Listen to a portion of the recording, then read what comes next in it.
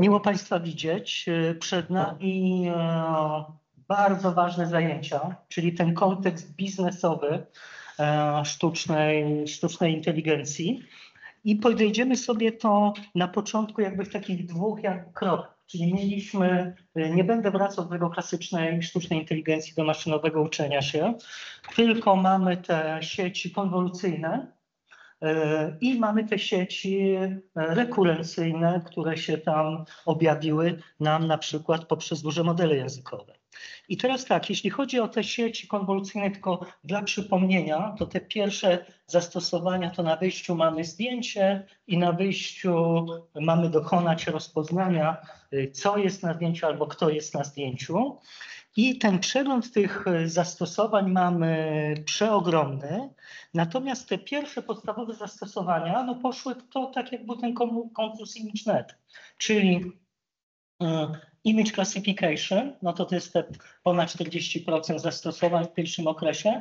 Potem mamy to jakby uszczegółowione rozpoznawanie twarzy, czyli nie, że na zdjęciu jest człowiek, tylko kto konkretnie, a także o tym wspominałem, okazało się, że też możemy tutaj przetwarzać fale głosowe, czyli voice recognition i też nie tylko na poziomie, jaki pojazd tam przejeżdża obok, ale też kto konkretnie mówi. Czyli na przykład rozpoznanie mojego głosu i na tej podstawie jakieś uwierzytelnienie w jakichś bardziej sensytywnych zastosowaniach. Ale teraz tak, jakbym chciał z Państwem być tak do bólu tutaj szczery, to powiem szczerze, uważam, że to nawet było jakby nie fair w stosunku do Państwa. Jak ja teraz wziął, 15 slajdów i przeszedł przez różne te takie, powiedział, zadziwiające zastosowania w tym kontekście. Szkoda naszego czasu na takie rzeczy.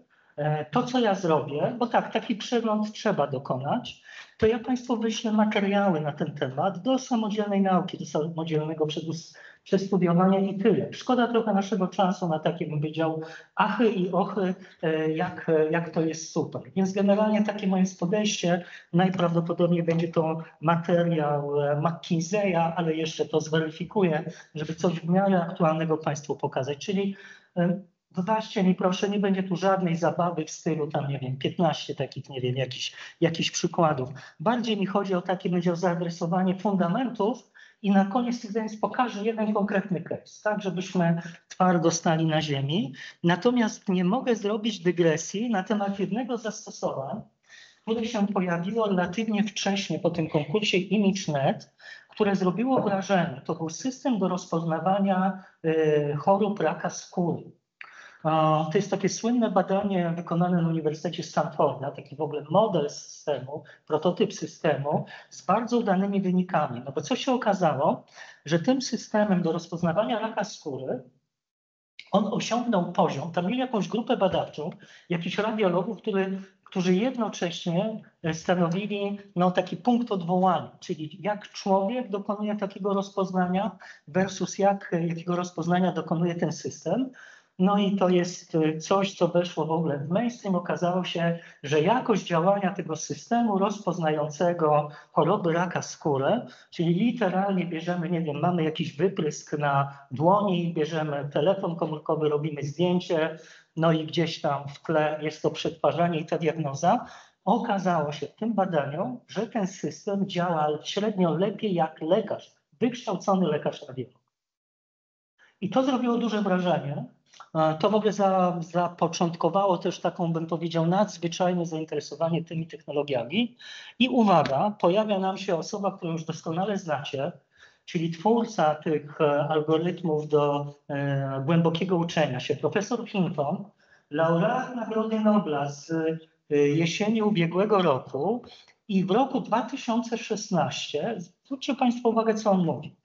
On mówi coś takiego, literalnie, że powinniśmy zaprzestać edukacji w tym obszarze lekarz-radiolog, bo systemy, które oparte o deep learning, pracują lepiej. I jego prognoza w ogóle była taka, to chyba nie jest wprost napisane, że w przeciągu 5 lat ten zawód wymrze. Czyli w roku tam 2021 w zasadzie już temat jest zamknięty, nie potrzebujemy edukować radiologów. Jesteśmy w roku 2025, więc możemy już na to spojrzeć trochę w szerszej perspektywie. I powiem szczerze, to jest dla mnie taki klasyczny przykład takiej osoby, która jest tak niesamowicie wpływowa, wykształcona, bez dwóch zdań to jest geniusz matematyczny, ale powiem szczerze, wszedł na nie swój obszar. I to bym powiedział, czyli takie mądrzenie się, już mi wydawało, że on się na każdy temat jest w stanie wypowiadać, co jest taką, bym powiedział, olbrzymim grzechem pychy. No i tu on się objawił w sposób okrutny, bo wiecie Państwo, jak wygląda zatrudnienie i w cudzysłowie i kształcenie radiologów w Stanach Zjednoczonych? Ano tak, że mamy nie nawet zatrzymanie tego, bym powiedział, zapotrzebowania na radiologów, ale wzrost. Czyli w ogóle to zjawisko, które prognozował profesor Hinton, w ogóle w praktyce nie występuje. Więc kuriozum. Czyli proszę zwrócić uwagę, tutaj bym powiedział, jest ten wielki zachwyt, ta jego prognoza. Natomiast co się okazało? No bo zaczęto to badać jakby bardziej szczegółowo, no bo mamy konkretny case, tak, to rozpoznawanie tych chorób raka skóry. Ze Stanfordu mamy dokładne badanie. Wiemy, jak to wygląda ta maszyna versus człowiek. Mamy tutaj tą niesamowicie taką, powiedział, dobitną wypowiedź Hintona. Zresztą zwróćcie w jakim klimacie, że w ogóle nie kształcimy. I co się okazało, bo zbadano to dokładnie. Okazało się, że praca radiologa w takim nawet najbardziej banalnym podejściu, takim klasycznym, składa się z 27 zadań. Proszę nawet nie próbujcie czytać tego slajdu, bo ja próbowałem spisać te zadania. To w ogóle nie o to chodzi. Chodzi o to, że tych zadań jest 27, jakie robi radiolog. I jedną z tych 27 zadań to jest rozpoznanie, co my mamy na zdjęciu. Czy to jest nowotwór, a jeśli tak, to jakiego typu. Czyli zwróćcie uwagę, że jak to zbadano głębiej, to się okazało, że to praca radiologa jest bardzo złożonym przedsięwzięciem. Że on w ogóle zanim obejrzy to zdjęcie, to musi przeprowadzić jakiś wywiad z tym chorym. Przejrzeć jego, nie wiem, te dane z poprzednich chorób, tak? To całe jego dossier.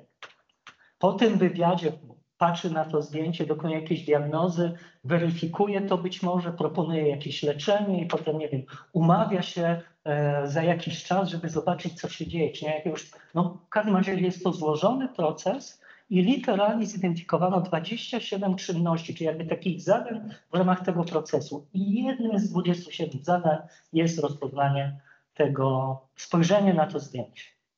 I taka jest rzeczywistość. I powiem szczerze, to tak my musimy na te rzeczy patrzeć. Pogłębione mieć rozumienie tych zagadnień, a nie to, co się wydarzyło z Hintonem, bo to jest okrutne. Bo cały mainstream podchwycił Hintona mówiącego o tym, że za kilka lat nie będzie zawodu radiolog, co generalnie poszło z takim przekazem, że bójmy się, bo po prostu stracimy zaraz pracę. Tak? Po prostu ta sztuczna inteligencja nas po prostu będzie rugowała co chwilę. Natomiast co się okazało w praktyce? No to co, o czym Państwu mówię. Że to jest bardziej złożone. Tak na koniec dnia w tle mamy oszałamiający problem odpowiedzialności za tą decyzję. Czujecie Państwo, jak taki system robi false positive i osobie niechorej na raka diagnozuje raka i ta osoba, nie wiem, robi jakąś terapię, chemię, albo odwrotnie, ktoś jest chory, a system robi false negatywa i bym powiedział, mówi mu nie, w porządku, to jest tam jakieś od słońca. Czujecie? No to kto odpowiada w przypadku, tak na marginesie, takiej apki, takiego systemu? Czyli mamy tutaj, bym powiedział, bardzo złożone zagadnienie, też zagadnienie odpowiedzialności, ale nawet bez tego problemu odpowiedzialność, które jest naprawdę ważne, samo to spojrzenie tylko na złożoność tego zagadnienia pokazuje na to, miejmy bardziej pogłębione patrzenie na te zagadnienia, a nie takie mainstreamowe, takie puste mówienie. Powiem szczerze, nawet mam żal do tego Hintona, bo nie powinien jako poważny profesor wypowiadać się na zasadzie, co on potrzebuje, kolejny klik, jakieś kliknięcia. Boże, to jest niesamowite. On po prostu zrobił sobie krzywdę tą wypowiedzią, a nie będzie zbudował to. Boże, to się robi popularny wykład. Dobrze, najbardziej trudny moment mam za sobą. Skryty wokalowałem Hintona, idziemy dalej. I oczywiście to samo mamy w przypadku sieci rekurencyjnych, które się objawiają tym modelem dużymi modelami językowymi i znowu to samo. Mamy całą listę zastosowań. Wyślę Państwu ten materiał. To najprawdopodobniej będzie jeden raport obejmujący oba te obszary i Państwo sobie to przeczytacie, tak jak absolutnie koniecznie przeczytać mi ten raport z Uniwersytetu Stanforda, tak, ten AI Index, i tam prosiłem o przeczytanie rozdziału 4 ekonomii, sztuczna inteligencja ekonomia. To szanowni Państwo, tu bez żartów, to będzie na egzaminie. Czyli jak ja Państwu coś mówię, przeczytać, obejrzeć, na zasadzie nie rekomenduję tylko przeczytać, to Państwo to czytacie. Tak? Bym powiedział, poważnie się traktujemy. Czyli ten raport ze Stanfordu, który tam rzuciłem przed świętami Wielkiej Nocy, teraz ten materiał, który jeszcze jakby zweryfikuje, coś dobrego Państwu przekaże, że to był taki dobrze spędzony czas, to Państwo mi czytacie te materiały. Natomiast jest taki, teraz bym powiedział, że okej, czyli nie robimy tego takiego przeglądu na zasadzie ochów i achów, jakie to super ciekawe rzeczy się dzieją, tylko my musimy tutaj w murach SGH spojrzeć na to, jak będzie głębiej i szerzej.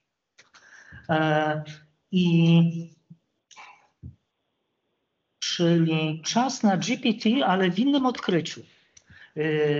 Latem roku 2023 pojawił się taki bardzo ciekawy tekst, opublikowany przez profesora Rocka z Wharton School of Business, to jest na Uniwersytecie Pensylwania, i dwóch badaczy z OpenAI pod takim przedziwnym tytułem. Pamiętam, jak pierwszy raz to czytałem, to w ogóle tak aż wow trochę, bo to jest tak GPTs are GPTs. No i tam powiedzmy to wczesne spojrzenie na rynek pracy i tak dalej w kontekście wpływu dużych modeli językowych. To teraz tak, to GPT, tak jak OpenAI je definiuje, to jest General Pre-trained Transformer. Tak? Czyli to jest takie techniczna nazwa na te modele bazowe z OpenAI. Tam Państwo online, ktoś ma miuta niewłączonego, słychać to tutaj, proszę ten miut zrobić. Super, dziękuję. Czyli to GPT w skrócie duży model językowy. To jest akurat w tej wersji pre-trained, tak, czyli taki base model. Natomiast to GPT drugie, RGPTs, to jest w naukowym zarządzaniu jest takie podejście technologii ogólnego przeznaczenia, czyli General Purpose Technology. I to jest coś, nad czym koniecznie musimy jakby się zatrzymać. Bo co to są technologie ogólnego przeznaczenia? Bo to jest takie trochę pytanie, czy to faktycznie tak jest? To co to jest technologia ogólnego przeznaczenia? To mam taki slajd, to się dużo na nim dzieje, ale generalnie to jest technologia, która wpływa na całą ekonomię czy na całą gospodarkę. Czyli to jest taki rodzaj technologii, który jakby tak horyzontalnie idzie przez różne obszary zastosowań i ma takie fundamentalne znaczenie, fundamentalną robi zmianę. Tu mamy cechy tych, co to jest GPT? Czyli mamy tą pierwszą cechę mówiąca o tym, że to się rozpościera po różnych obszarach zastosowań. Czyli, że mamy zarówno zastosowanie w biznesie, w medycynie, w bezpieczeństwie narodowym, w rozrywce czy w edukacji. To taki warunek musi spełniać ta technologia.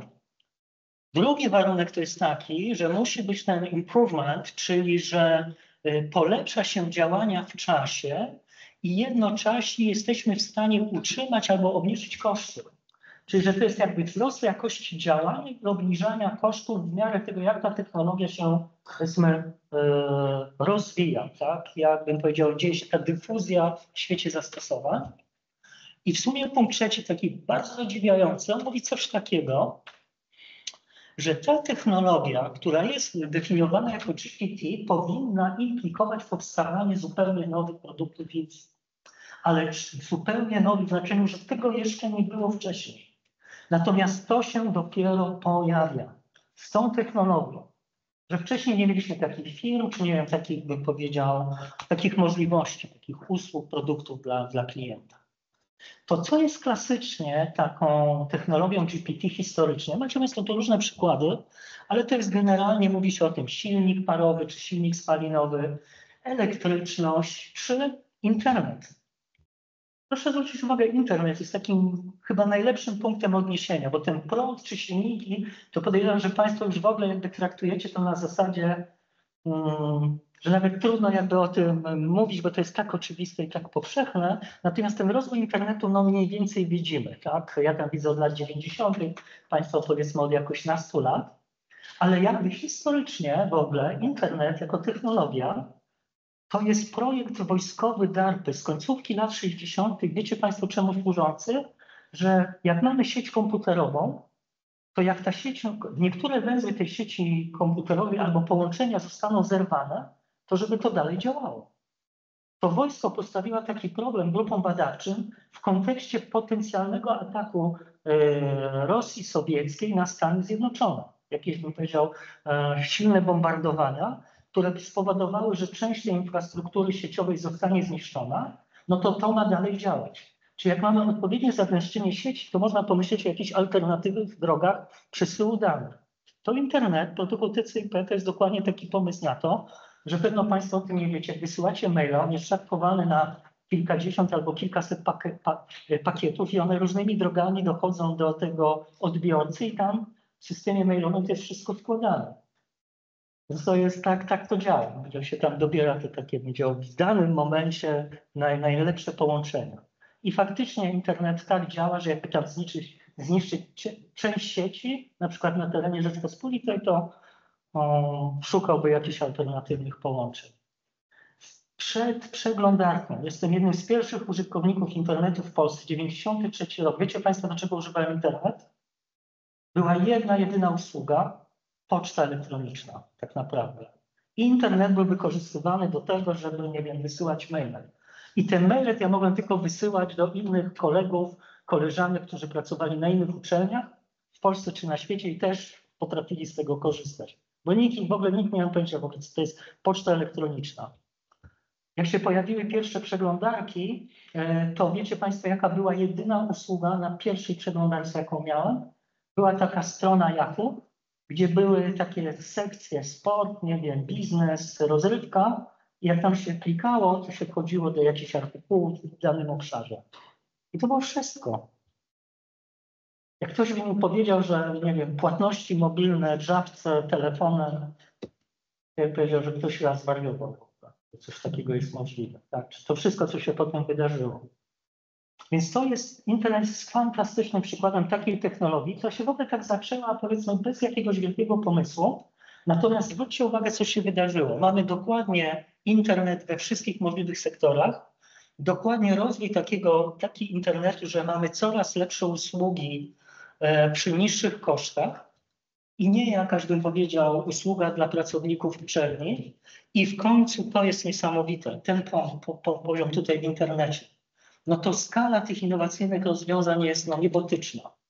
To znaczy, jak ktoś by mi lat 90. omawiał internet, nie wiem, z roku 2020, to w ogóle bym nie uwierzył, że to jest prawda. To czy w rozwoju generatywnej sztucznej inteligencji czegoś takiego nie mamy? W przypadku, weźmy konkretnie, dużych modeli językowych, że mamy zastosowania w różnych obszarach. Dokładnie tak. Że mamy wzrost jakości tych usług i jednocześnie obniżenie ceny jednostkowej za korzystanie z tego. Dokładnie tak, już nie mówię o modelach open source'owych. To czy mamy też ten punkt trzeci, że się pojawia, bym powiedział, super innowacyjne usługi. Powiem Państwu, jesteśmy w takim momencie, jak w internecie, moim zdaniem gdzieś w okolicach roku 95, że nie ma jeszcze płatności mobilnych, w ogóle nie ma mowy o mediach społecznościowych i my się zastanawiamy, co się wydarzy.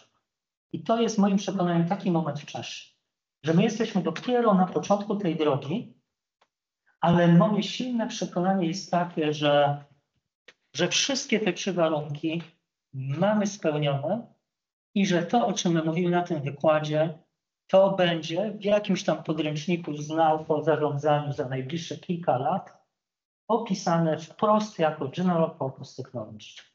W momencie, kiedy tu Państwu mówię o roku 2025, moglibyśmy jeszcze powątpiewać, ale mówię to z pełnym przekonaniem, że raczej na pewno to idzie w tą stronę i że za 2-3 lata ja już nie będę miał wątpliwości, jeśli będę jeszcze ten wykład prowadził, że będę mówił, tak, to jest GPT. I to, co jest najciekawsze, ten trzeci punkt, ten rozwój innowacji, on w moim przekonaniu się jeszcze nie wydarzy. To wszystko, co my dzisiaj używamy, to są śmieszne zastosowania. Może jakieś streszczenia dokumentów, co jakieś opisanie zdjęcia, wygenerowanie jakiegoś filmu na podstawie opisu. Boże, przecież to jest śmiech. No co to jest w ogóle? To my jesteśmy dopiero na początku drogi. To się wszystko dopiero wydarzy. Więc jakby tak powinniśmy do tego poważnie podejść. Powiem szczerze, nawet nie miałbym ochoty na ten wykład, gdybym nie czuł, że to tak idzie. A jeśli tak, to musimy pamiętać o jednej rzeczy, że to nie jest tak kolorowo, nawet w takich technologiach, które by się wydawały jakoś tam wymykają nam się spoza takiego rozumienia, że to jest coś takiego, powiedzmy, bardzo niszowego czy z lokalnymi zastosowaniami. To jest ta krzywa J.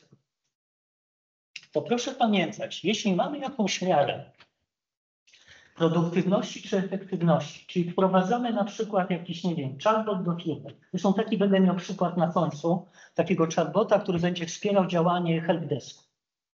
I mamy tutaj jakąś miarę produktywności, na przykład liczba poprawnie rozwiązanych case'ów na godzinę. To mamy jakąś taką sytuację stanu stałego przed wdrożeniem tego rozwiązania, tam nie wiem, substytucji pracowników czy wspierania pracowników tego typu działaniem, a oczekujemy, że będziemy mieli tutaj jakiś wzrost, że to nagle będzie tam, nie wiem, nie 4 przypadki na godzinę, a 10. Czyli, że to nam poprawi produktywność. No to co się okazuje? Zawsze, przepraszam za ten kwantyfikator ogólny, ale tu raczej nie mam problemów, mamy ten etap, że my tracimy tą produktywność albo nawet występują problemy, a już nie mówię kosztów, tak? Tu akurat mamy to poligleka produktywność. Ale to też jest bardzo ważny element, że tak, to się nie wydarzy od razu, generuje duże koszty i bym powiedział, ta produktywność nie jest taka oczywista na wejściu. Z czego to wynika? Proszę zwrócić uwagę, że tutaj bym powiedział, jest potrzebny czas, jakąś adopcję tego rozwiązania. Jeśli ma to wspierać pracę pracowników, to oni muszą może przejść jakieś szkolenia, zrozumieć, jak z tego korzystać. Muszą mieć w ogóle ochotę, żeby z tego korzystać, tak? Czy może być jakiś opór? Jak najbardziej. Pokażę Państwu bardzo ciekawe rzeczy wyszło na badaniu. Więc proszę mi o tej krzywej pamiętać, że to jest tak, oczekiwania są zwykle wysokie. W większości takich, bym powiedział, mainstreamowych case'ów to mam takie w stylu, że to w ogóle jest jakaś historia szczęśliwości. Natomiast, Boże, tak to wygląda w rzeczywistości. To nie jest tak, że to cudownie działa. Tu jest ten taki moment, bym powiedział, problemów i nie dajmy sobie wmówić, że to się nie dzieje. Tak wygląda rzeczywistość. I to czasami może być tak dołujące, że może być w ogóle brak ochoty na to, żeby kontynuować. Bo ten scenariusz tutaj pokazuje, że w końcu dochodzimy do jakiegoś stanu pożądanego, ale to się wcale nie musi wydarzyć. To może być też przeszczelone wdrożenie, że my tej produktywności takiej twardej tu nie osiągniemy. Tylko zwróćcie uwagę, tu już zaczynam ten klimat, mierzymy to twardymi danymi, twardymi wskaźnikami, a nie jakimś poczuciem, o jak fajnie działa, o super. To nic nie znaczy. To musi być konkret. My to na tym wykładzie sprowadzimy do konkretu, takie rzeczy będziemy mieli. A nie takie, bym powiedział, jakieś widzimisię, że to w ogóle jesteśmy tak innowacyjni, w ogóle firma teraz robi transformację jajową i w ogóle wszyscy uśmiech i weźmy się za ręce. Czyli jak mówimy wartość biznesowa, to sobie powiedzmy wprost, co to znaczy, że wdrożenie jakiegoś rozwiązania AI przynosi wartość biznesową. To co to w ogóle znaczy to zdanie? To wybaczcie mi, bo tak, jesteście tu już na studiach magisterskich, ale ja może wprost powiem, co to znaczy w kontekście takiego paradygmatu w naukach o zarządzaniu, który się nazywa Value-Based Management, czyli zarządzanie wartością przedsiębiorstwa, który jest, powiedzmy, w takim konsensusie, tylko uwaga, mówię o firmach, które działają w gospodarce rynkowej i nie są w żaden sposób dotowane, czyli nie mają jakichś dziwnych dotacji, które bym powiedział w sposób sztuczny napędzają ich działanie. Nie są jednostkami budżetowymi, jak nie wiem, uczelnie czy szpitale, że po prostu mają pieniądze z budżetu, cokolwiek by się nie wydarzyło, czy też są jakimiś, no nie wiem, instytucjami charytatywnymi, że jest jakaś grupa sponsorów, ludzi dobrej woli, która ma ochotę coś tam, nie wiem, jakieś dzieło wspierać. Nie, mówię o twardym biznesie. A twardy biznes to jest tak, że na koniec dnia my musimy mieć wzrost ekonomicznej wartości dodanej. Wartość firmy ma wzrastać. To o czymś takim my mówimy. I to się ma wydarzyć. I Państwo teraz patrzycie na ten slajd na zasadzie, o tam powiedział wartość firmy. Co to znaczy wartość firmy? Bardzo proszę, konkret. Tak się liczy wartość firmy. To jest słynny wzór profesora Sterna, który, zresztą copyright jest w ogóle na tym wzór, na to pojęcie ekonomii value added, więc to się zwykle tam trochę inaczej nazywa. Ale widzicie Państwo, jak ten wzór wygląda, że to jest zysk operacyjny netto po opodatkowaniu pomniejszony o średnio ważony koszt kapitału przemnożony przez kapitał zaangażowany.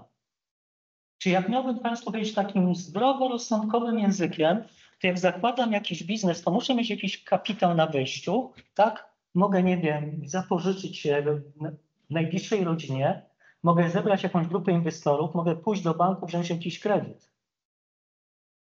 I ja muszę teraz tak prowadzić tą moją działalność gospodarczą, żeby pokryć tym moim inwestorom to ich zaangażowanie.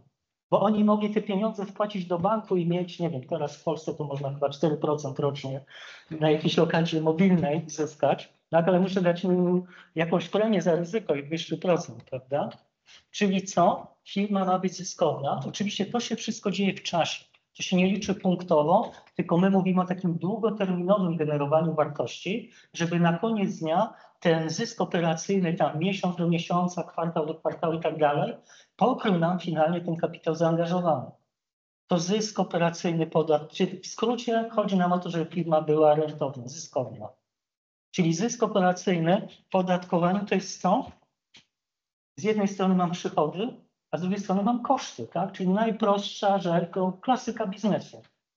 Czyli nam chodzi o to, żeby to było dodatne, tak? Żeby te przychody pomniejszone o koszty, tak już w dużym uproszczeniu, były wartością dodatną. To o to w tym chodzi. No przepraszam, że tak sprowadzam do takiego, bym powiedział, konkretu, ale my to AI, jak będziemy stosować, to ja chcę zobaczyć ten wynik tu, a nie w głowach jakichś tam, nie wiem, dziennikarzy mainstreamowych, jakie to jest super. To tak ma się skończyć. To jeśli my teraz widzimy, że ta cała gra to jest to na poziomie zysku operacyjnego, to wróćmy teraz do tej mapy strategii. To co my możemy zrobić? Możemy mieć strategię wzrostu przychodów, czyli po prostu dbamy o klienta, mamy jakąś propozycję wartości dla klienta z tym naszym produktem czy usługą w różnych aspektach, no i cieszymy się, że ten klient nas kupuje, jest z nami, jeśli to jest taka usługa, że tam nie wiem, jest ta powtarzalność na przykład, rekomenduje nas i w ogóle tak, cieszymy się. I jednocześnie staramy się, żeby ten zysk operacyjny był adekwatny, mieć tą strategię produktywności. Czyli robić to na odpowiednim pułapie kosztowym. Czyli zwykle w takim, bym powiedział, klasycznym biznesie to jest jakiś miks tych strategii, tak? Czasami silniejszy akcent jest na sprzedaż, czasami silniejszy akcent jest na konkurujemy na produktywność, czasami to są jakieś mieszane strategie, no cała bym powiedział tutaj cała różnego rodzaju podejścia praktyczne i teoretyczne, jak to robić. Cały ten pomysł związany w ogóle z strategiczną, żeby to tak przedstawić w takiej formie, to jest profesor Kaplan z Harvardzkiej Szkoły z Biznesu z taką genialną książką w ogóle mapy strategii. On tam pierwotnie, to jest twórca w ogóle zrównoważonej karty wyników, czyli takiej klasyki dla dużych firm konsultingowych, w ogóle jak w sposób taki racjonalny opisywać realizację, opisać strategię firmy i jej realizację z pięknym podtytułem Converting Intangible Assets, czyli aktywa niematerialne w tangible assets, czyli wymierne wyniki. I tutaj Kaplan mówi coś takiego, czyli jeśli my tutaj chcemy generować ten wzrost, to mieć strategię wzrostu sprzedaży, no to. A jeśli zależy nam na tym, znaczy nie chcę tego mówić, jakby, że to jest alternatywa albo, tak? Ale jeśli chcemy zaakcentować tę strategię produktywności, no to mamy cały ten, powiedzmy, back office firmy z różnymi procesami wewnątrz firmy, także z klientami, procesami oczywiście zarządzania relacjami z klientem. Czyli tutaj, jak będziemy tego pilnowali na odpowiednim poziomie, mieli odpowiednią propozycję wartości dla klienta, to też jesteśmy w stanie utrzymać odpowiedni poziom kosztowy. I tu jeszcze warto na to spojrzeć. Na tej mapie strategii pojawiają się właśnie te aktywa niematerialne, które są w podtytule tej książki profesora Kaplana, czyli ludzie, jak oni są zorganizowani i jaki mamy kapitał informacyjny, czyli wiedzę, i w jaki sposób ona jest przetwarzana do tego, żeby tutaj realizować co? No to, co mamy na końcu dnia. No to jak my mamy poważnie mówić o AI w biznesie, to my się musimy w tym odnaleźć. Tu nie ma żadnych sztuczek, dróg na skróty, bo tu jakaś wielka rewolucja się dzieje i nagle, nie wiem, wywróci cały biznes. To Państwo żeście tego nie przeżyli, ale w okolicy roku 2000 ta bańka z internetem to właśnie polegała na tym, że wtedy nagle się niektórym ludziom zaczęło wydawać, że ten internet jest jakby poza prawami ekonomii. No i oczywiście to się, bym powiedział, sromotnie wywróciło. Bardzo fajna lekcja. Ale to ja dokładnie teraz widzę, ten hype AI-owy jest też taki na zasadzie, że być może tu się w tym kontekście, o jakim teraz mówię, pojawia jakaś nowa jakość. Nie ma. To musi się w to wpisać i my na koniec dnia chcemy wzrost ekonomicznej wartości dodanej. Tyle. I tu nie ma żadnych czarów. Bo AI samo z siebie tego nie zapewni. To jak to zrobić? Czyli tak, co mamy w tym kapitale, w tych aktywach niematerialnych, na tej najniższym poziomie tej mapy strategii? Ludzi z ich wiedzą, doświadczeniem, talentami, kapitał organizacyjny. I Państwo tu widzicie, tu jest więcej. To jest kultura firma, zarządzanie, praca zespołowa. W ogóle to, czy ja mam ochotę tam być, tak? Czy ja się rozwijam, to jest takie, bym powiedział, takie miękkie, te wszystkie takie właśnie niematerialne sprawy. I to, co nas interesuje w kontekście tego wykładu, to Kaplan to nazwał kapitałem informacyjnym, ale tu się w tym czasie, kiedy on pisał tą książkę, on to nazywał systemy analityczne. Powiem szczerze, oczywiście w tym czasie w ogóle nie było mowy o generatywnej sztucznej inteligencji, ale jeśli miałbym wskazać Państwu miejsce, gdzie ona może być, to na pewno to byłby ten Analytical Applications AI. I uwaga, tu na pewno zrobiłem błąd na tym slajdzie, ale na pewno w tym miejscu. A w tym miejscu profesor Kaplan wrzucił coś, co nazwał aplikacje transformacyjne. Czyli w tej nomenklaturze GPT to jest ten trzeci poziom, taka bym powiedział fundamentalna zmiana, jeśli chodzi o nowe pomysły na produkty i usługi. To tu bezwzględnie, to sobie dopiszcie, tak, ale tutaj być kolejna bez zdań. I tu się pojawia, bym powiedział, taka, podejrzewam, nadzwyczajny moment rozwojowy. Jeszcze do tego wrócę. Spróbuję to nawet Państwu zilustrować, chociaż nie ukrywam, mam trochę problem z pokazaniem jakiegoś takiego dobrego przykładu tutaj na ten fragment. Czyli będąc w tej konwencji mapy strategii, to my gdzieś tutaj mamy te nasze rozwiązania AI-owe, to musi się tu jakoś przebić przez te nasze procesy, czyli tak naprawdę my jakoś tutaj te procesy musimy wspomagać tym AI-em. Bo tu na tym poziomie to są tylko ci ludzie, ci pracownicy, nauczyliśmy się tego, rozumiemy, będziemy to używać, ale to jest tylko na poziomie takim, nazwijmy to, potencjalnym, natomiast na poziomie takim wykonawczym to jest tu. Jak my to tu zastosujemy, to wtedy jest szansa, że my zaadresujemy ten finalny cel. Czyli jak będziemy tu używać na poziomie procesów, to albo poprawimy lub powiem relację z klientem lub tak, bo lub mi zapewnia to, że jedno i drugie, albo to wzrost produktywności. To tak się o tym mówi. To tak to powinniśmy do tego podchodzić. Czyli jak mam tutaj tą część przebicie się przez te procesy, to co się może wydarzyć? Mogą się wydarzyć 4 rzeczy. Pierwsza rzecz to jest automatyzacja. Czyli mamy jakiś proces i my ten proces automatyzujemy. Tylko uwaga, ten proces może się składać z jakichś zadań. Więc to nie mówimy o tym, że to musi teraz wszystkie zadania być automatyzowane. To może być zautomatyzowane jedno z tych zadań w tym procesie. Czyli jak mamy na przykład proces rekrutacji i przychodzi tam, nie wiem, 5000 CV-ek, czyli myśmy tam, nie wiem, firma zrobiła jakieś ogłoszenie, firma headhunterska, zebrano te CV-ki, przyszło te 5000 CV-ek, no to jest ten etap takiej preselekcji, które bym powiedział odrzucamy, a z którymi ludźmi będziemy robić. No to powiedzmy tak, systemami sztucznej inteligencji możemy tą preselekcję zrobić, ale potem te rozmowy kwalifikacyjne, no to zakładam, że człowiek będzie przeprowadza, chociaż to już dzisiaj też nie jest pewne. Tak? Czyli mamy ten cały proces rekrutacyjny, w którym jedno z zadań, wstępna selekcja nadesłanych CV, podania o pracę jest automatycznie jakby filtrowana. Czyli tu mówimy o tej substytucji prostej, że pracownik, który za to do tej pory odpowiadał, jest zastąpiony tutaj takim systemem maszynowego uczenia się, który dokonuje takiej preselekcji. Potem drugie, możemy mieć w ramach danego procesu usprawnienie i tu mówimy o wsparciu pracownika. Czyli to jest ten poziom tak ładnie profesor Molik w swojej książce nazwał co-intelligence. Czyli takie bym powiedział współżycie raz, to źle zabrzmiało, ale taka koegzystencja ze sztuczną inteligencją. Że ona nas wspiera, a nie zastępuje nas.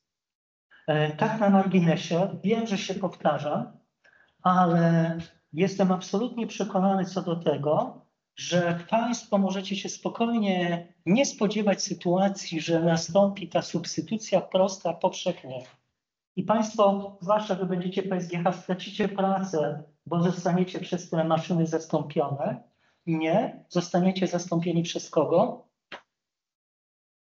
Przez Waszych koleżanki, Waszych kolegów, którzy będą robili to. Będą wspierani przez AI. Dostaną ten dodatkowy, bym powiedział, zastrzyk energii, inteligencji, produktywności, szybkości pracy dzięki AI. To tego się możecie obawiać i tu powiem szczerze, jest jedna jedyna możliwa rekomendacja: chodzić, uczyć się, poznawać, zobaczyć, jak w moim życiu zawodowym mogę usprawnić swoją pracę. To robić to w ciemno, w ogóle bez zastanowienia. Trzeci moment, no to jest właśnie ta sytuacja taka innowacyjna, że pojawia się coś, co wcześniej nie było w ogóle możliwe, czyli zupełnie nowy proces. Każdy z tych przykładów Państwu zilustruję i w końcu ostatnia rzecz, wrzuciłem ją na czerwono, nazwałem to substytucją złożoną, czyli to jest tak, że w firmie też mamy, proszę zwróćcie uwagę, takie procesy kontrolingowo-zarządcze. To taki klasyczny proces kontrolingowy na poziomie tam jakiś audyt, to jestem w stanie sobie wyobrazić, że to może być właśnie tam automatyzowane czy usprawnione, ale na poziomie strategicznym, podejmowanie decyzji strategicznej, to mam wielkie wątpliwości, czy jest możliwe, żeby tutaj te systemy faktycznie zafunkcjonowały. I Państwu pokażę, czemu uważam, że to jest trudne, a może nawet niemożliwe, co jest w dużym kontrapunkcie do tego, co mówił Sam Altman jeszcze całkiem niedawno, że on już prognozował, że będą powstawały firmy bez zarządów złożonych przez ludzi. Tylko że będą powstawały firmy, gdzie cały zarząd, łącznie z prezesem, CEO, to będzie maszyna, to będzie algorytm. Powiem szczerze, powiem dlaczego uważam, że to jest mało wiarygodny scenariusz. Na pewno bardzo fajnie brzmi, fantastycznie wyglądają nagłówki w mediach społecznościowych i clickbaitów można generować setki tysięcy. Że tam jeszcze rok, 2 i w ogóle nie będzie potrzebny prezes, ale to zostawię. Czyli te przykłady, czyli teraz robię te przykłady na każdy z tych 3 elementów, a tu mój dowód na to, że to jest trudne, że to jest do wykonania. Dobrze, to przykład z automatyzacją. Zastanawiam się nad czymś takim, bym powiedział, w miarę ciekawym. No, zobaczmy, jak mi to wyszło. Wiecie Państwo, jaka to jest sytuacja? To jest taka sytuacja, że powiedzmy jestem dyrektorem sprzedaży w jakiejś dużej sieci sklepów. Takich jak, nie wiem, Dino, tak, czy jakaś polska fajna firma z Podlasia, Archel. Ktoś zna sklep Archela w ogóle? Tak? Super, super. Jestem fanem tej sieci. Czyli mogę zadać takie pytanie. Czyli tak, jestem dyrektorem sprzedaży, dzisiaj jest sobota. Jaka była sprzedaż produktów spożywczych, czyli tylko spożywki, za ostatni tydzień tylko w gminie Hajnówka? Czyli są zbierane informacje na ten temat. Oczywiście tak, z paragonów jesteśmy w stanie zebrać te różne informacje o sprzedaży, jakie produkty, w jakim regionie, tak, wszystkie te rzeczy są z paragonu dościągnięte, składowane do hurtowni danych i powiem szczerze, ten proces zwykle tak wygląda, że takie zapytanie, to trzeba mieć kogoś, kto się zna na SQL-u, żeby napisał taką kwerendę select w SQL-u, żeby takie dane wyciągnąć. To jest generalnie bardzo proste, tak? Czyli tam powiedział dla miasta, dla wszystkich sklepów w Hajnówce, czy może w tym w ogóle powiecie, w tym regionie, jaka była sprzedaż produktów w tej kategorii artykuły spożywcze. To jest banalne. No, ale trzeba tego selektu umieć napisać. Są też takie narzędzia, przy pomocy których można jakby zbudować taki raport bez znajomości języka SQL, ale dzisiaj jest możliwe, że taki prezes literalnie weźmie swój smartfon i powie: słuchaj, jaka była sprzedaż tam w tej Hajnówce na spożywce w tym tygodniu i porównaj mi to do poprzednich 2 tygodni. I to można automatycznie przekształcić na zapytanie bez SQL-u. Czyli kogo wykluczamy z tego procesu? No tego nieszczęsnego programistę, który miałby takiego SQL-a napisać. Bo prezes może od razu zdobyć tą informację bez jakiegoś pośrednika, czy bez czekania, czy pytania się jakiegoś analityka: a zrób mi taki raport. Albo sam musiałby się nauczyć robić takie raporty jakimś tam narzędziem mapowym, tak? No to moglibyśmy tutaj faktycznie pomyśleć o takim aspekcie.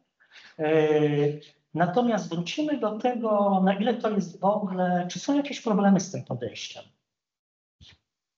Czy jak takiemu szefowi sprzedaży wygeneruje się ten raport, to czy on faktycznie będzie odzwierciedlał rzeczywistość? Czy to zapytanie automatycznie wygenerowane w tym podejściu voice to text, text to SQL faktycznie będzie poprawne? Te wszystkie zagadnienia z jakością działania tych modeli i zagadnieniem halucynacji, to my musimy jeszcze do tego wrócić. Sobie nawet zacząłem na poprzednich zajęciach robić listę, co muszę powiedzieć na przedostatnim wykładzie, już jestem przerażony, bo to wszystko muszę zmienić. I tu jest problem halucynacji do omówienia. No bo tak, czy te systemy mogą się mylić? Czujecie? Oczywiście, że tak. Czy powinniśmy mieć jakąś kontrolę? Oczywiście, że tak. Czy ta kontrola kosztuje? Oczywiście, że tak. To powiem szczerze, to już się możemy zacząć wahać, czy nie lepiej jednak mieć tego łebskiego człowieka, który nam powie: tak, to jest dobre SQL i tak. Więc powiem szczerze, to nie jest takie oczywiste i takie proste, no ale okej, mamy jakiś taki przykład, niebanalny na automatyzację, ale powiem szczerze, im dłużej o nim myślę, tym więcej mam wątpliwości. Zawsze pamiętamy o czymś takim. Powiedzmy, że automatyzujemy jakiś proces, czy nawet usprawniamy. Dokładnie ten slajd też powinien mieć przy usprawnieniu. To zawsze pamiętamy o tym trójkącie. To jest klasyczne Mission Impossible. Nie da się normalnie obniżyć kosztów, zmniejszyć czasu i jeszcze poprawić jakości. To powiem szczerze, to jest dość problematyczne. To jest wzajemna, bym powiedział, sprzeczność trochę w tym trójkącie. Ale na koniec dnia, jeśli my używamy jakiś system AI-owy, to my zawsze musimy wrócić do tego trójkąta, jeśli tu optymalizujemy jakieś zadanie czy cały proces, ile to kosztuje, czy faktycznie mamy redukcję kosztu, jaki jest czas działania, czy faktycznie poprawiamy ten respons i powiedzmy tu i tu, powiedzmy czujemy, że chyba będzie lepiej, no bo tu zastępujemy człowieka, czyli to będzie prawdopodobnie tańsze, bo tylko ten system będzie w cudzysłowie potrzebował prądu, tak, żeby tam działać, chociaż to tak doskonale wiemy, że to jest, tak jak powiedział, kuriozalne zupełnie uproszczenie. I to wrócimy jeszcze do tego zagadnienia w ogóle, jak trzeba dbać o takie długoterminowe działanie tych systemów, weryfikację jakości. Najprawdopodobniej czas reakcji będzie szybszy, natomiast tu Państwo widzicie, ale jakość, czy ta jakość będzie odpowiednia? Czy to zawsze jest tak, że te systemy zawsze będą lepsze? Czy tu się nie pojawiają jakieś halucynacje, jakieś problemy? A jeśli za bardzo zaufamy tym systemom, czy nie zrobimy sobie jakiejś krzywdy? Zresztą w książce Monika jest cały podrozdział o tym temat. Na ten temat to się nazywa problem zasypiania za kierownicą, gdzie po kilku czy kilkunastu próbach pracy z takim na przykład czatem GPT, jak Państwo w większości macie do czynienia, to nabieracie olbrzymiego zaufania do tego, że ten system dobrze działa, dobrze odpowiada. Jak wykonacie 100 zapytań i on 100 razy Państwu dobrze odpowie, macie gwarancję, że za 101 razem dobrze odpowie? Szczerze, żadne. Możecie tak odlecieć na Marsa szybciej jak Elon Musk swoją rakietą, tak? I to może się okazać w najbardziej krytycznym momencie. W ogóle, przepraszam, zapiszę to, bo to muszę, bo to są całe badania, bardzo ciekawe rzeczy z tym związane. Jak w ogóle nosi krytyczne myślenie i spadek, bym powiedział, potencjału intelektualnego ludzi w kontekście nadmiernego zaufania. To się nazywa to zasypianie za kierownicą. Zapiszę.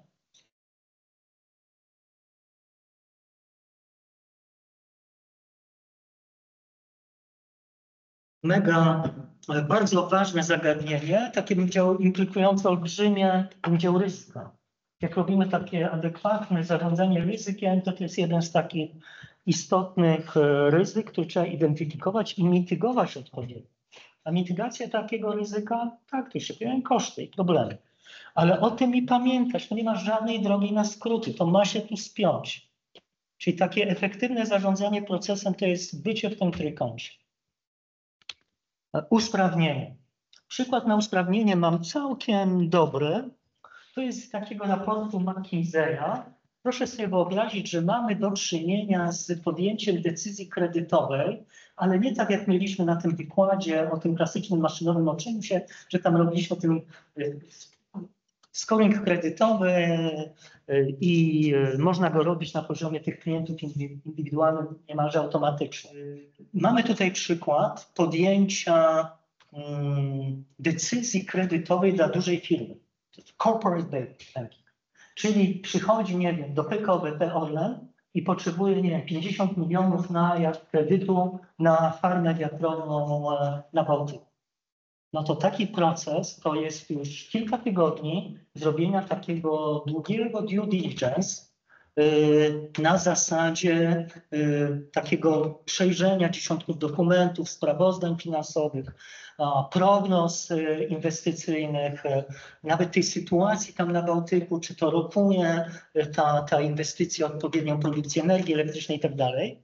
Czyli to jest bardzo złożony proces, który robi zespół zwykle kilku osób i tam zwykle po jakimś czasie kilku tygodni proponuje zarządowi podjęcie takiej decyzji. W przypadku jakiegoś takiego nieudanej decyzji pozytywnej, no to się na wynikach banku może w sposób taki znaczący odbić.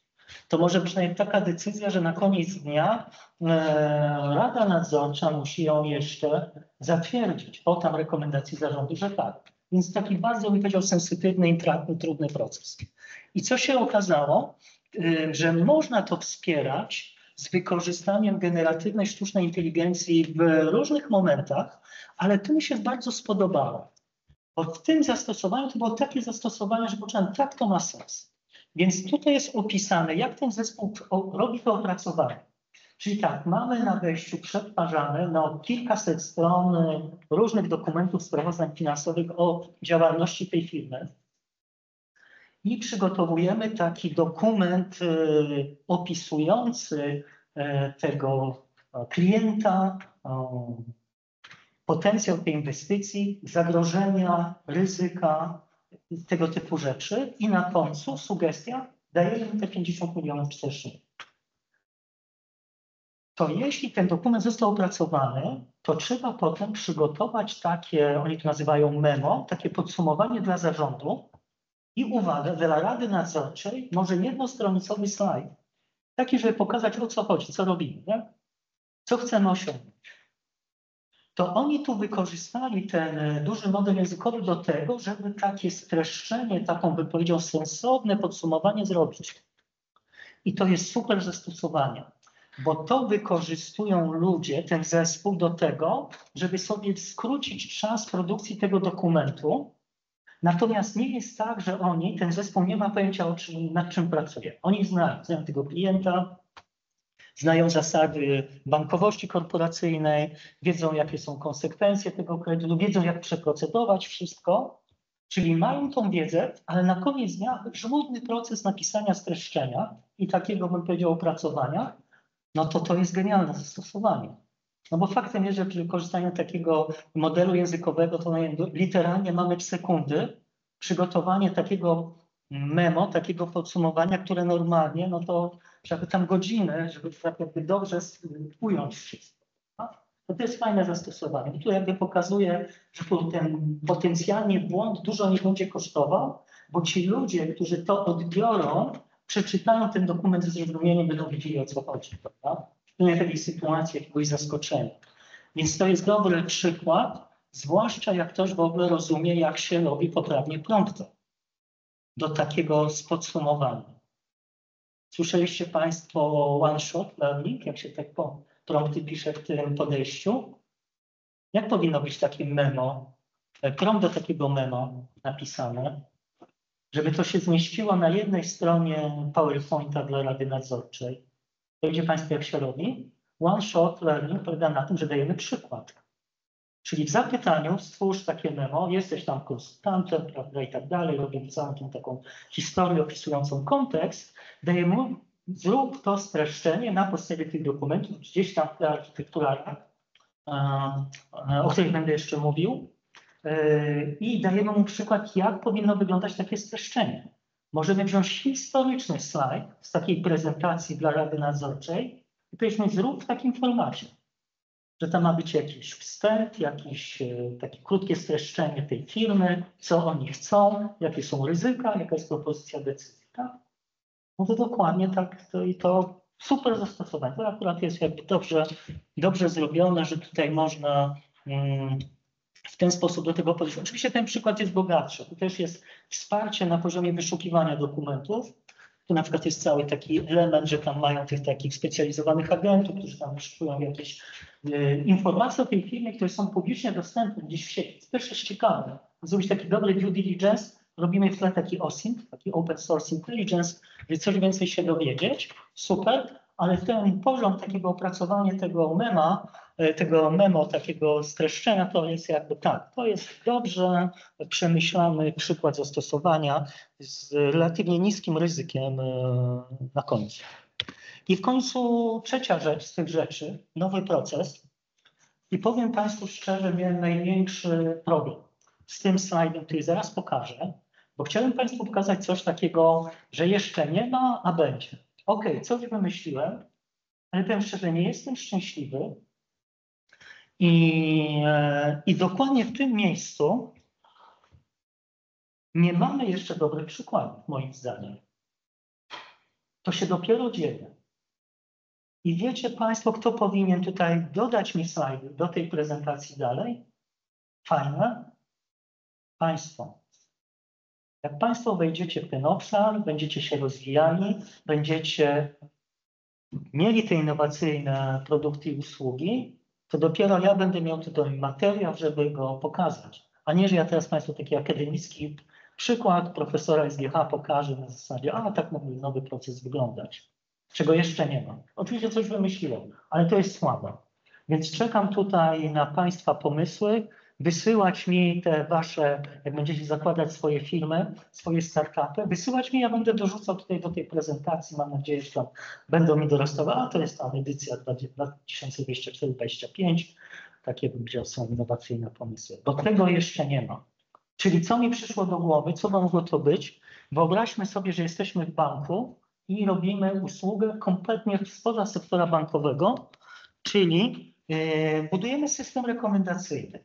Bo zwróćcie uwagę, banki zbierają informacje o naszych zakupach, na lokalizacjach naszych zakupów. Czyli jeśli by się okazało, że mamy jakiegoś klienta banku, który regularnie, kwiecień, maj, jest gdzieś na Wyspach Kanaryjskich i robi jakieś tam zakupy, tak, bo wychodzi nam z tych operacji na kartach kredytowej czy debetowej, no to proszę zwrócić uwagę, że bank się nagle o tym dowiaduje, że jest tu jakiś konkretny styl życia, że aha, jesteśmy w stanie zobaczyć, w jakich firmach on robi te zakupy. Oczywiście jak ktoś płaci za koszyk zakupowy, bank nie widzi, co jest w tym koszyku, tylko widzi, że w tym sklepie za tobą kwotę był zrobiony zakup. Jest to ciekawa informacja do tego, żeby zrobić system rekomendacyjny dla tego kogoś, no bo już wiemy, że on tam musi polecieć. Wiemy, że on tam gdzieś musi jakiś hotel zablokować.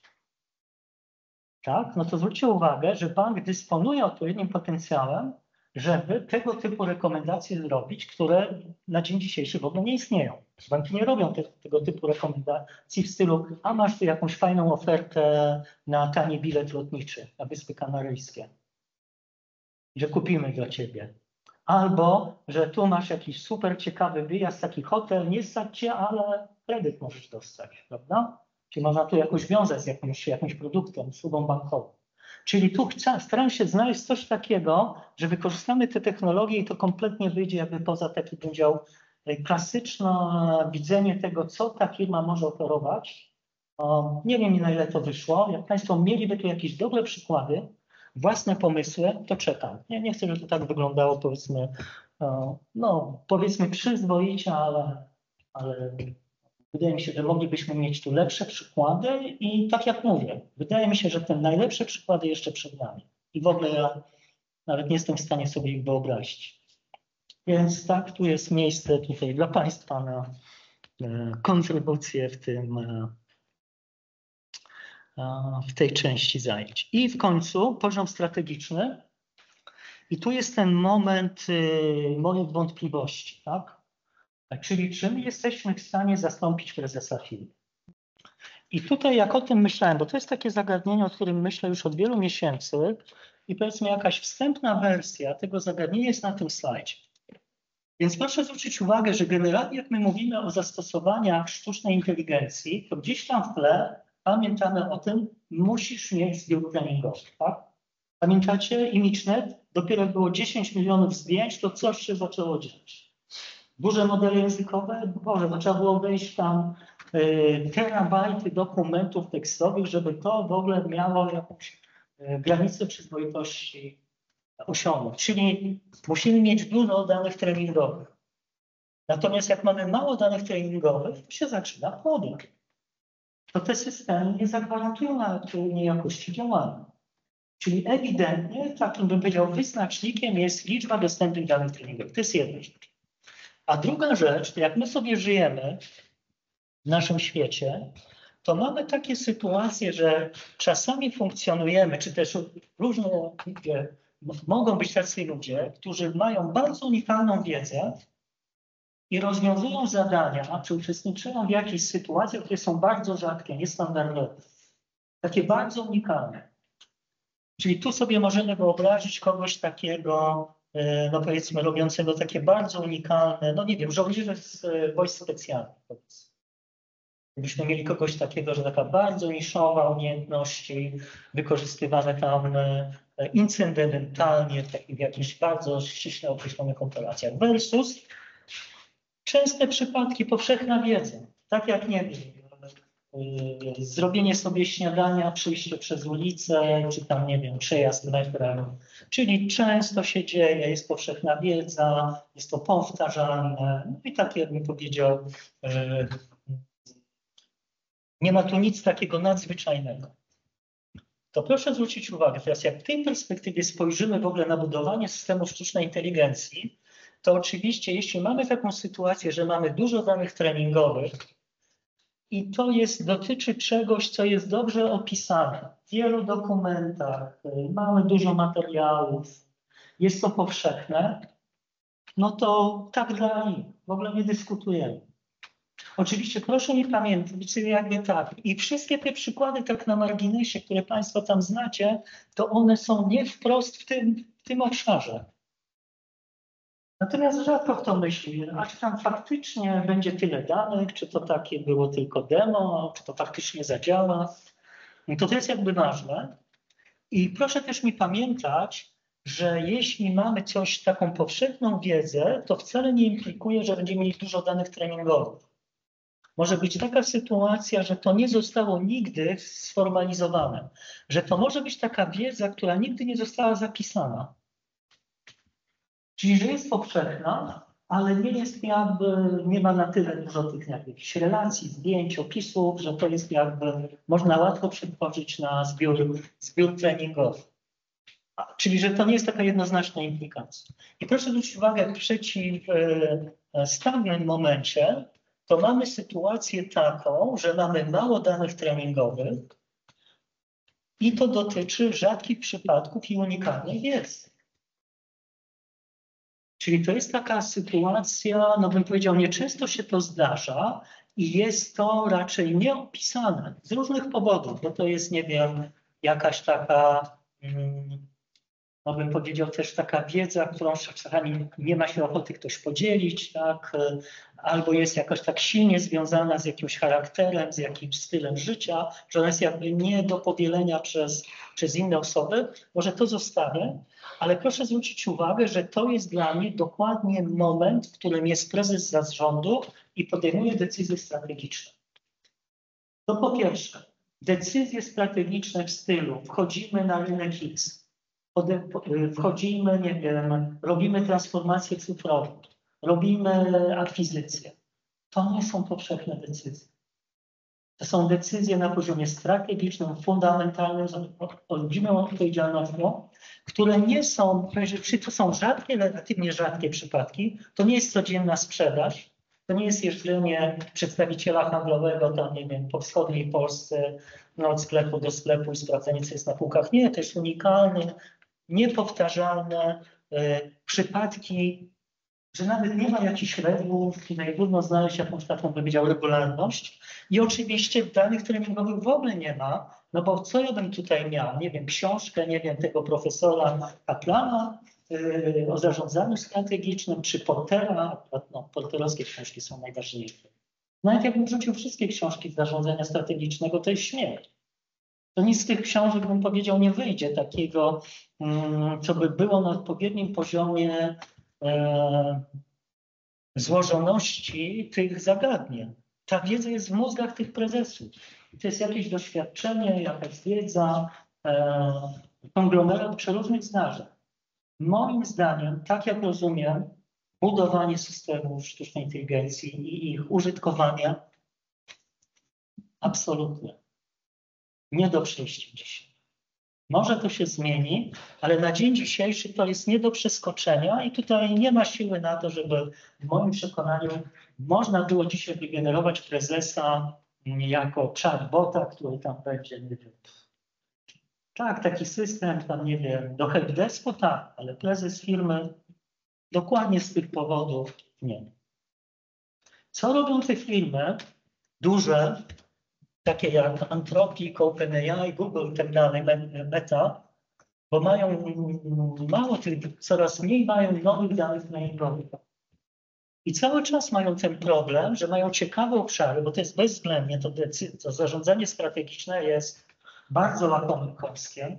Podejrzewam, że te duże firmy konsultingowe, takie jak wspomniano, nie wiem, McKinsey, to po prostu tutaj cały czas coś próbują. Bo to by było super, mogę mieć takiego wirtualnego prezesa, nawet na poziomie tej co-intelligence. Ale tak, czyli pomysł jest taki, żeby generować w sposób sztuczny dane treningowe, tak zwane syntetyki. No i to jest trochę zagadnienie poza naszym wykładem, nawet tym przedostatnim. Nie będę w to wchodził, ale nie ukrywam bardzo silny nurt rozwojowy, kiedy te firmy w kontekście tych praw o skalowalności nagle się zderzyły z tym problemem braku dostępu do kolejnych dużych zbiorów danych treningowych. No to co robić? Być może generować je w sposób sztuczny. Czyli te dane syntetyczne jako potencjalny pomysł. Jeszcze powiem Państwu w tym kwadracie, bo to jest fajne, czyli mamy częste przypadki, powszechna wiedza, ale nie ma mało danych treningowych, to oczywiście jest olbrzymia szansa.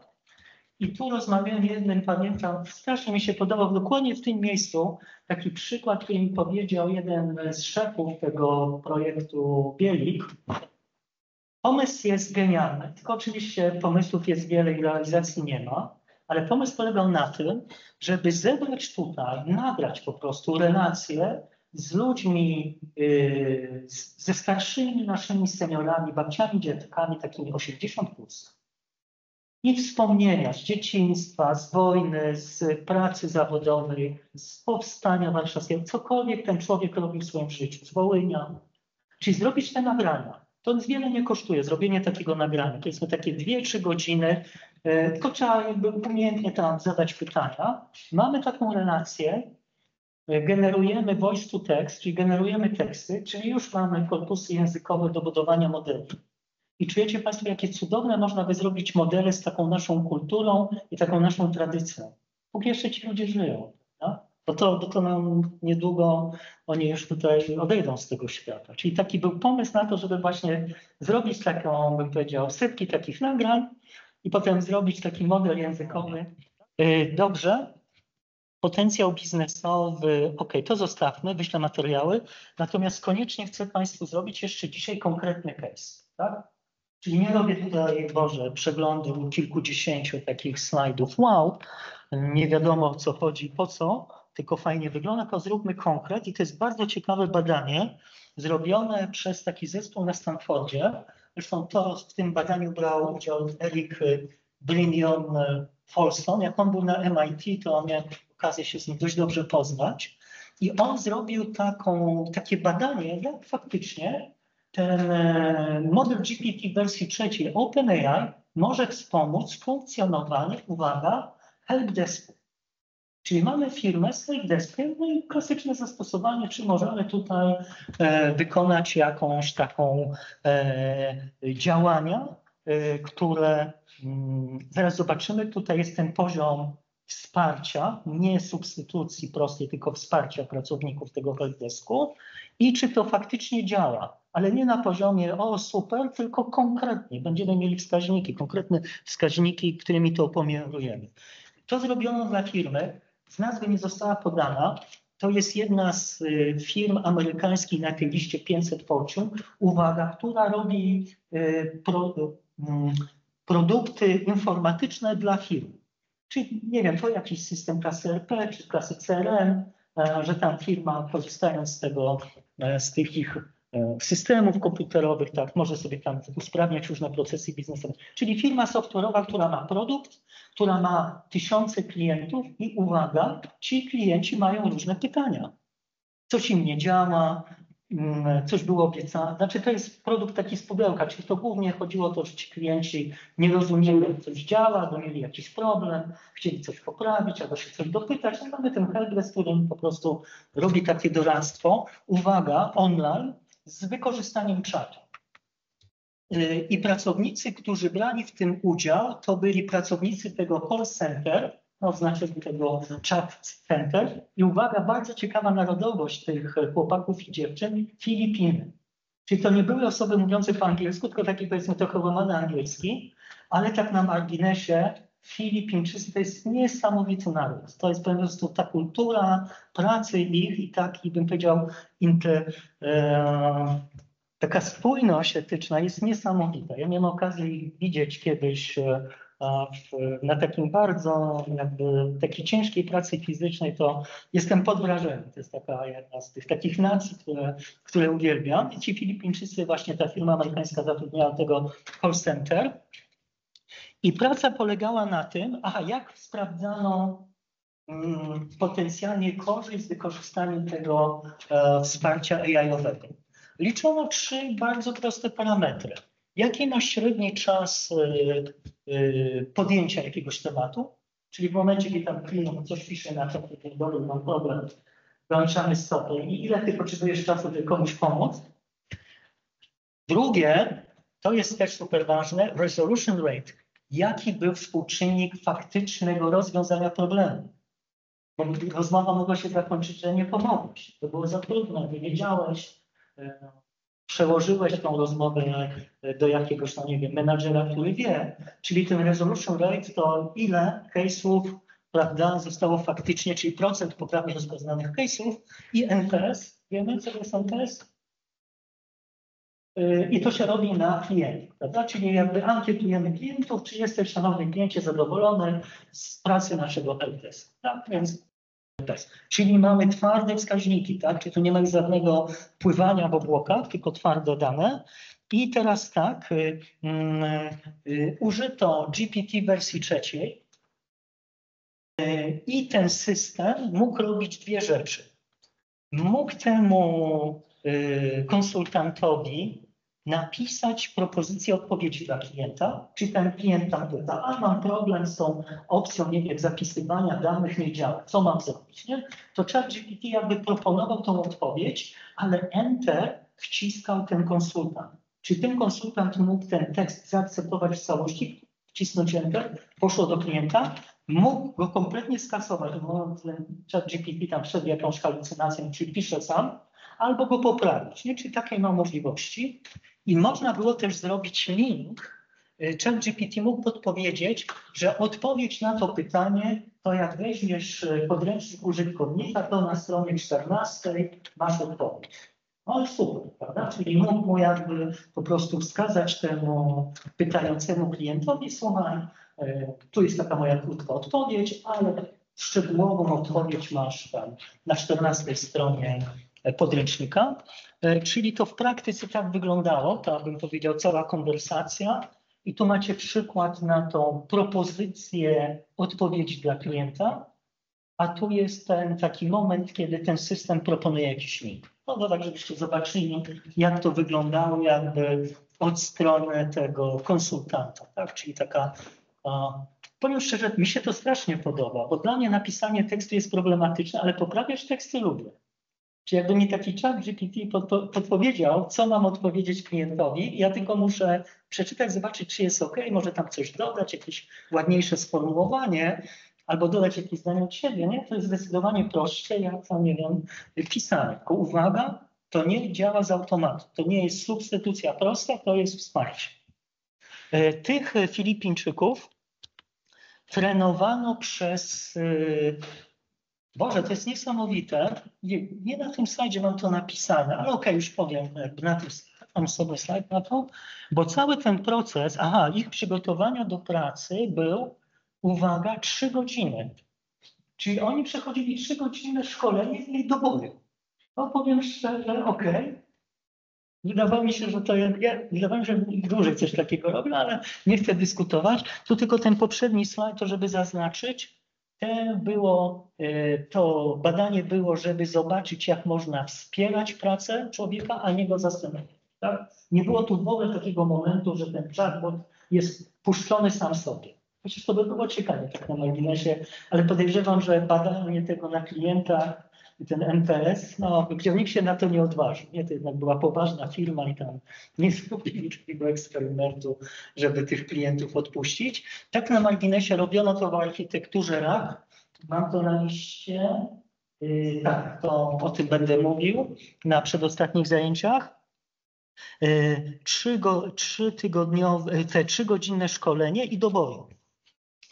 Ja Państwu teraz wytłumaczę, jak interpretować, bo to jest najważniejsza tabelka w tym artykule naukowym. Więc tutaj mamy te 3 wskaźniki: resolution rate, resolution per hour i customer satisfaction, NPS. I co trzeba tutaj jakby widzieć? Wystarczy dwie kolumny. Ta kolumna never treated oznacza, że mieliśmy grupę tych konsultantów, którzy nie przeszli tego szkolenia i nie używali tego narzędzia. Czyli to jest taka nasza, bym powiedział, grupa, taki punkt odniesienia, prawda? Czyli wiemy, pracownicy, którzy nie korzystają z tego, mają takie wyniki. Tu widzimy ich wyniki.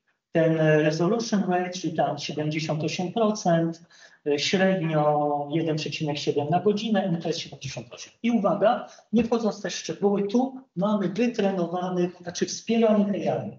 Czyli mamy ten chat GPT wersji 3 i to uwaga, resolution rate, widzicie, byli w stanie w 84% przypadków odpowiadać, czyli ciut lepiej, 2,5 przypadku na godzinę, no i NPS też lekko wzrósł. Tak na marginesie, ten artykuł i to badanie tak zostało zrobione, że to są statystycznie istotne różnice. Czy to nie jest tak, że tam w błędach nam się to pokryje? Tu faktycznie ten wynik pokazuje, że jest ciut lepiej, tak? Że fakt, tak?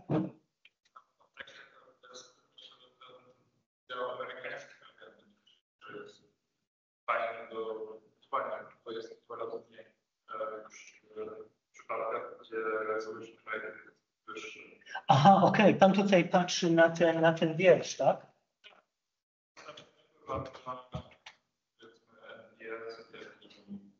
A, ciekawe. Powiem szczerze, w ogóle na to nie zwróciłem uwagi, dziękuję. To jest ciekawe spostrzeżenie, dokładnie. Czyli generalnie bym powiedział, ta pierwsza nasza impresja jest taka, poprawia, tak, jest lepiej. Natomiast bądźmy szczerzy, czy to faktycznie wrzucenie tego GPT wersji 3, zrobienie tych szkoleń, zatrudnienie firmy zewnętrznej, która przygotowała całego tego chatbota, ten software, pokrywamy tą korzyścią, to powiem szczerze, moglibyśmy zacząć dyskutować. Tak? To nie jest takie oczywiste. Że poprawa tam, nie wiem, tego NPS-a o 2 punkty procentowe, czy ten resolution rate 78% na 84%, czy faktycznie było warte tego zaangażowania? To tak bym powiedział, bądźmy twardo stoimy na ziemi. Nie znamy części kosztowej, nie znamy skali. Ten wynik pokazuje, jest lepiej, ale czy faktycznie on pokrywa te koszty? Może być tu wątpliwość. To tak tylko, żeby jakby precyzyjnie patrzeć na takie wyniki. I się zaczęły bardzo ciekawe rzeczy. Państwu pokażę, bo tu są teraz te różne parametry pokazane i tak, żeby dobrze to rozumieć, to ten jasno-zielony kolor to są zawsze ci tacy, ten punkt odniesienia, bez wsparcia sztuczną inteligencją, a tu mamy tych na niebiesko, ten jasno-niebieski, to są ci wspierani sztuczną inteligencją, więc widzimy ten resolution rate jest bezwzględnie lepszy. Chat per hour jest lepiej. NPS poszedł w górę. Resolution rate, no bym powiedział, jest tu tak wszystko zbliżone, ale generalnie jak patrzymy na te wyniki, mamy poprawę. Mamy poprawę. Ale powiem szczerze, czy moglibyśmy zrobić taką konkluzję, no tak, to poprawia, czyli mamy tak, czas lepszy, jakość też, bym powiedział, nie została tu zapewniona jakość i jedyne co, to ten element kosztowy, ale jeśli byśmy nie wzięli pod uwagę tego całej inwestycji w to środowisko, tylko jednostkowy koszt takiego przeprocesowania, takiej konwersacji, no to on nie jest wysoki, no bo tam w tle jest jakiś algorytm, który tam sobie to wykonuje. To jest taki slajd jeszcze podsumowujący, on się pojawiał też w mediach społecznościowych, chyba go nawet na mojego LinkedIna wrzucałem w jakimś momencie, że tu mamy ten change in resolution per hour, czyli ta zmiana, ilość wykonanych case'ów na godzinę i tu widzimy, jak to wyglądało przed wdrożeniem, czyli ten poziom 0 to jest taki jakby punkt odniesienia, bo to zmianę liczymy, a tutaj jest po wdrożeniu. No i widać, że to jest poprawa tam, no powiedzmy jest poprawa. Nie chcę powiedzieć, że jakaś tam wielka, bo tutaj mamy, to jest tam 0,2, 0,4, ale widać ewidentnie, że statystycznie lepsza jest, abym powiedział, liczba przeprocedowanych case'ów przez godzinę przed, a po wdrożeniu. Więc widzimy, tak działa, tak jest OK. Natomiast dalej dzieją się bardzo ciekawe rzeczy. To chciałem Państwu pokazać jako przedostatni slajd dzisiaj. I to jest takiej drugiej części tego artykułu i to na mnie zrobiło duże wrażenie. I powiem szczerze, to byśmy mogli spokojnie robić z tego seminarium. Oczywiście nie mamy na to jakby warunków, ale co oni tam zobaczyli? Podzielili pracowników generalnie na dwie grupy, tak dla uproszczenia. Grupę Q1, którzy są świeży, którzy nie znają tego tematu, dopiero co przyszli pracować.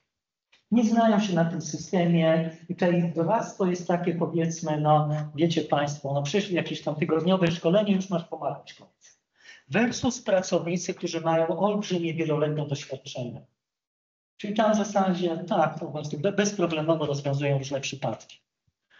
I co się okazało, że jeśli patrzyliśmy na tych pracowników z tym takim niskim doświadczeniem, to ta zmiana w tym czasie rozwiązywania problemów, jak on jest bez wsparcia AI versus masz wsparcie AI, jest niesamowita.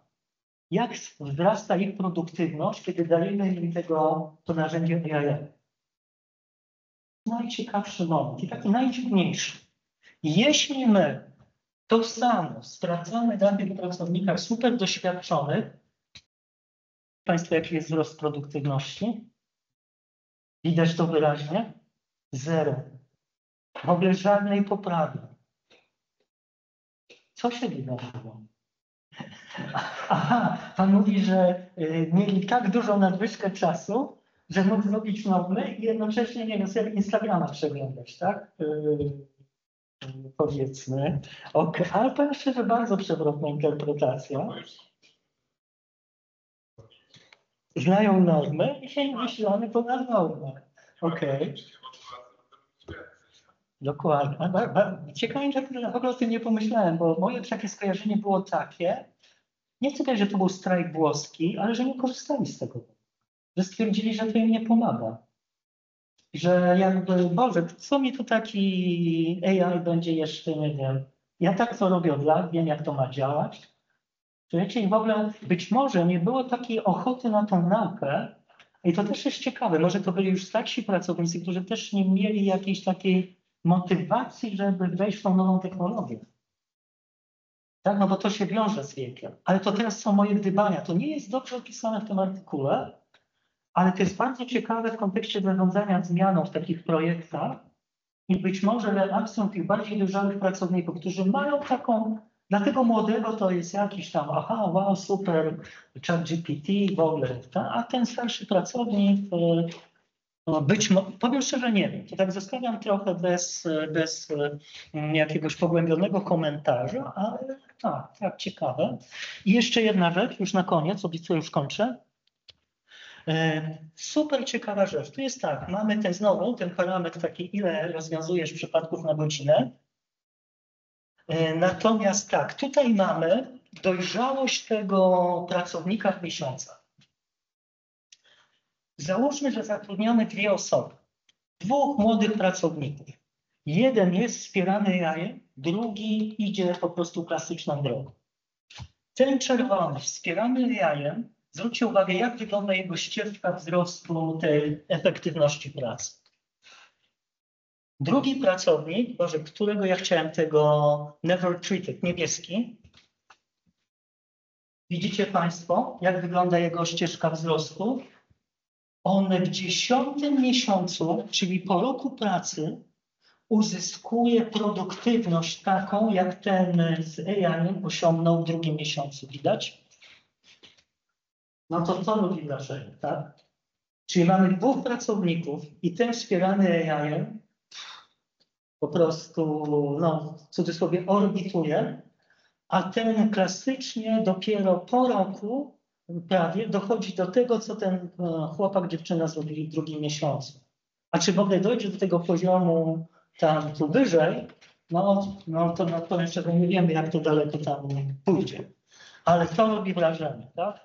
I to pokazuje, bezwzględnie mamy korzyść. Tak? No to tu mówimy, jakbyśmy wrócili do tego tej generowania wartości ekonomicznej, zwiększamy produktywność, bez dwóch zdań. Czy jesteśmy w stanie jakiś proces realizować, uwaga, efektywniej, w krótszym czasie, to oznacza niższym kosztem, to bym tutaj dyskutował, ale jakość, tu trochę zakładamy w tle, bo tak nie wiemy, bo to jest ile case'ów robisz, ale nie czy je poprawnie rozwiązujesz, ale podejrzewam, że tutaj ten element jakości jest zachowany. Czyli nagle zwiększamy, bym powiedział, niewiarygodnie produktywność pracownika przy zachowaniu najprawdopodobniej jakości, być może nawet lepiej. Ten NPS nam pokazywał, jest lepiej.